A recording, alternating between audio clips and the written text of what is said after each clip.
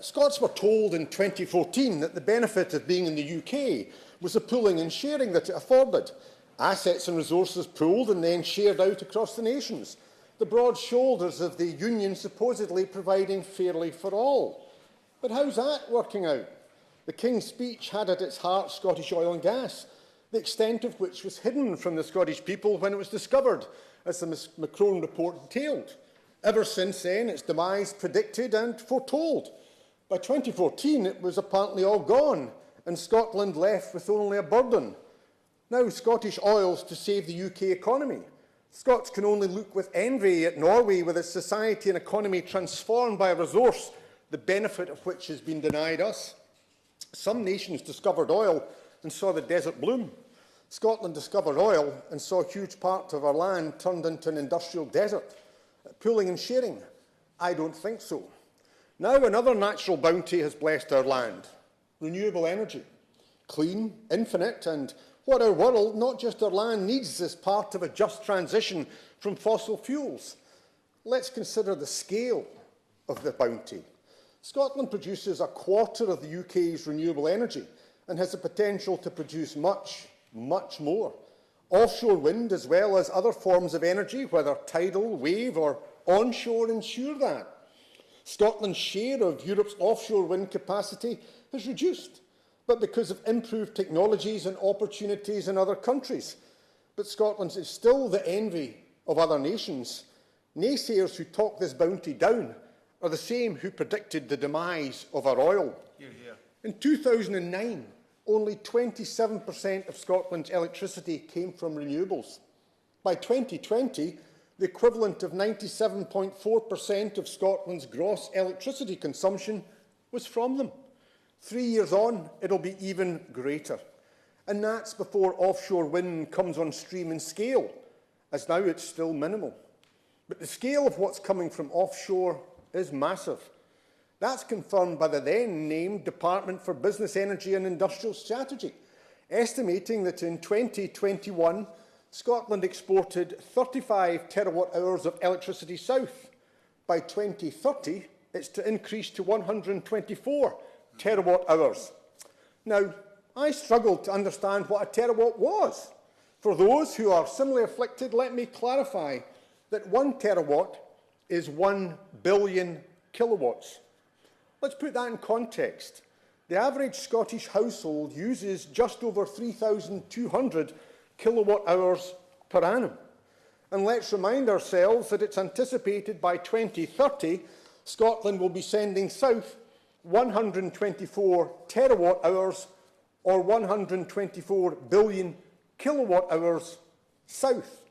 That's enough to power 37.6 million homes, the equivalent of powering Scotland's 2.5 million homes almost 15 times over. That's year on year and growing. That's the scale of Scotland's resource. Let's look at how it's pooled and how it's shared. By all means. Absolutely compelling case for Scotland. Can I suggest as well, and to the Minister when the Honourable Lady is here, that there's a compelling case for Northern Ireland. We haven't had the opportunity to advance to the same level of Scotland. We wish to do so. Does the Honourable Gentleman agree that if we're going to move forward, then there has to be a joint strategy for all of the United Kingdom of Great Britain and Northern Ireland, because we can all play our part, we must all play our part, and I envy what Scotland has done. We want to do the same. Well, I prefer an independent strategy because I look at what Norway and Denmark are doing and I prefer that. But what I do concede to the member is that Northern Ireland is frequently ignored from this because so much of the gas grid is a pan-British island or Great Britain rather than across the Irish Sea. Firstly, the pooling. I've detailed the 35 terawatt-hours rising to 124 terawatt-hours. But what I haven't explained is that no payments received for that resource. The energy is sent south, but there's no financial return to Scotland. Besides not paying anything for it, there are now efforts ongoing to take it directly south. Neither a Bobby nor a pretty please being given for that. Off south it's to go, and for no payment. The Eastern HVDC, that's high voltage direct current subsea transmission cables, also referred to as the Eastern Green Links project, the longest HVDC cables to be laid in the UK, They'll run from Peterhead to Redcar and Torness to Drax. It's estimated that these links will take 5 terawatt-hours or 5 billion kilowatt-hours of Scotland's renewable energy resource south. Again, no payment. Additionally, the proposed Berwick Bank offshore wind farm in the Firth of Forth, which alone will produce sufficient energy to supply more households than Scotland possesses, but a cable is proposed to be laid taking 40% of its energy directly south. Again, no payment. But what about the sharing? Where's the benefit from the supposed broad shoulders of the Union? Where's the return for what we contribute? A recent question to the now Department for Energy Security and Net Zero asked whether consideration would be given to crediting domestic energy users in the localities where energy is produced and landed. After all, it's being produced on or offshore here. You might have thought that it would see some credit or even benefit accrue to Scotland. It might even be cheaper. But no, the answer was simply it's a matter for Ofgem. But we know they're a creature of statute. They can only act within their set powers or as directed by ministers. No such rules exist, and no directions being given. The energy is not only to go south for no payment, but no benefit is to accrue to Scotland from it. There's talk of payments to those facing having pylons placed near them. But what about those who live in the land where the energy is being produced? Winter will soon be upon us. The weather's changing and the temperature's falling. The cold's being felt and the need to heat homes increasing. And it's not simply heat, but power that's required. Access to energy, and especially electricity, is needed not just to keep the cold at bay. It's required by the mother to wash her children's clothes, keeping them clean and upholding the standards she seeks to maintain. By the parent seeking to power up an iPad or laptop to help their child's education and advance their life chances. By the worker charging their phone, allowing them to find employment or do the additional hours this government wants, or which they require simply to keep body and soul together. It's even also more shamefully required by the sick, whether someone on dialysis or recovering from cancer. Immune systems are weakened, and warmth and power are a necessity for life, not a luxury for living. Yet despite Scotland being energy rich, our people are fuel poor. Already, over a third of Scots have been assessed as being in fuel poverty. Even more shamefully, almost a quarter are in extreme fuel poverty, by all means. Thank you, and thank you very much for the honourable member for this debate. Households living in rural areas have the highest fuel poverty rate, 15.9% in 2022, and I'm concerned that this will continue into 2024 if the government doesn't act. Somerton Frome, my constituency, has an estimated 13,060 homes off the gas grid who rely on alternative sources of fuel. So would the honourable member agree that we should accelerate the deployment of renewable power, provide more funding and remove the government restrictions on solar and wind? Well, I certainly agree that those off the gas grid are prejudiced. It's not those simply rural areas for the members, or indeed my own in the lee of the Lammermuirs, but those in urban areas, often urban deprived areas, who are in multi-storey flats and where gas is not available and the heating system is expensive. But the numbers I was given are historic, and they're only going to rise if they've not already risen. After all, statistics from the Scottish Ambulance Service for last winter's hypothermic call-outs were shameful. But that's likely to be the baseline, and worse could follow. Energy prices may have fallen along with the energy price cap, but according to National Energy Action, the average household is still paying £800 more for heat and power than before the energy crisis started. And this, when a cost of living crisis has subsumed the energy price crisis. Costs will still be higher this year than last, when there was support given to reduce bills. It's not just the big energy companies making money out of others' misery. The Treasury made money through VAT on increased bills. That amounted to £1.1 billion in the UK and £96 million in Scotland. Cash is there. It's who's got it or not got it that's the issue. Scotland's geographically further north and our climate's colder and damper than other parts of the UK. It makes access to heat and power even more essential. Winters can be cruel, and the hardship in northern parts extreme.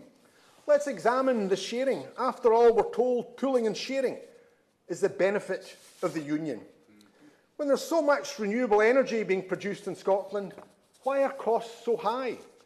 Where's the social tariff that was alluded to by government and which even many suppliers support? It could be paid for out of general taxation. Shared, that is, but no. The vulnerable are again left to struggle this winter.